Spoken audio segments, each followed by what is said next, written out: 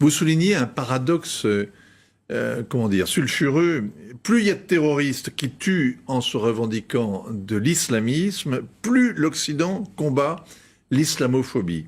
Donc plus il y a de crimes commis au nom de l'islam, et plus l'islam devient intouchable au nom de la loi qu'il ne faut pas faire d'amalgame.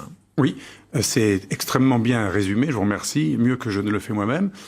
En fait, ma méthode est empirique. Je ne suis pas parti d'un postulat qui avait cette thèse. Au contraire, je pensais que les terroristes discréditaient le combat en général du totalitarisme islamiste. Mais je me suis rendu compte de manière empirique, depuis Salman Rushdie, dans ce livre, je parle de la violence islamique qui n'est pas que les poseurs de bombes. Ça peut être aussi des gens qui tuent Theo Van Gogh, ça peut être des menaces de mort contre Salman Rushdie, l'assassinat de l'un de ses traducteurs. Donc depuis Salman Rushdie, les années 90 jusqu'à aujourd'hui, je retrace les effets de la violence islamiste. Et selon vous, donc, la violence djihadiste ne nuit pas à l'islam, au contraire? Au contraire, parce que il y a un double effet, marketing négatif et marketing positif. Quand il y a un attentat au nom de l'islam, une violence barbare au nom de l'islam, bien sûr, ça produit une publicité négative. Car le terrorisme, comme vous le savez, est publicitaire. L'idée d'un terroriste, c'est pas de tuer pour tuer, c'est pour faire parler de son idée. Mettre en scène. Il met en scène une idée, il organise une publicité négative. Ah, l'islam associé au terrorisme. Mais comme nos sociétés sont foncièrement culpabilisées et bien pensantes,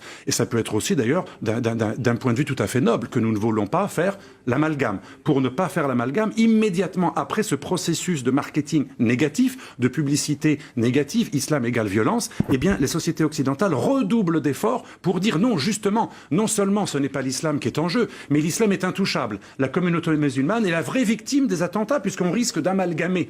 Et ce qui est extraordinaire par une perversion extraordinaire, du coup, chaque attentat islamiste devient une occasion de dire que l'islam est sans tache. Nous alimentons l'islamisme quand nous nous excusons d'être islamophobes pour céder non pas aux coupeurs de tête uniquement, mais aux coupeurs de langue, ceux qui nous empêchent de parler. Quand on s'excuse d'être islamophobe après un attentat, c'est exactement ce que veulent les islamistes, puisqu'ils font croire qu'ils nous tuent pour répondre à une islamophobie initiale.